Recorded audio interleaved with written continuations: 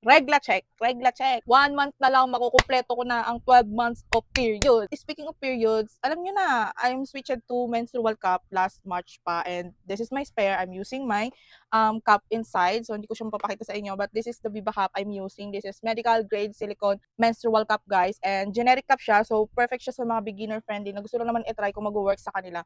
And ate girl, sinasabi ko sa'yo, pag trinay mo to, hindi mo talaga pagsisisihan. Like, the best talaga, the best decision ever. So, di ba nga, last March pa ako nag-switch sa menstrual cup. And yan, nakakahinga tayo.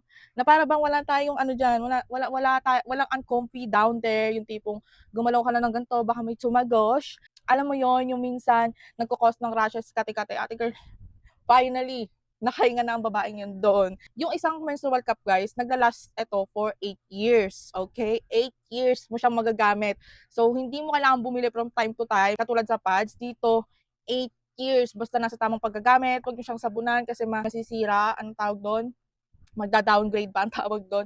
Huwag nyo siyang sasabunan palagi. Yung tipong pagka bago nyo insert, sasabunan nyo, pagtanggal nyo, sasabunan nyo, no, water lang muna. Tsaka nyo siya sasabunan ng mild soap lang every first and last day ng period before nyo siya i-boil. Ganun yung ginagawa ko. So, binuboil ko lang siya first, before ko siyang gamitin sa first day and after ko siyang gamitin sa last day. Then, air dry na. Ganun lang kasimple. Wala na masyadong cheche-boreches sa menstrual cup. So, kung naghahanap kayo ng menstrual cup, ilalagay ko yung link dyan sa comment section or sa yellow basket at itry nyo na to. Kung sakaling mag-work na sa inyo ang menstrual cup, pwede nyo nang hanapin yung inyong mga branded or yung inyong mga Goldie cup.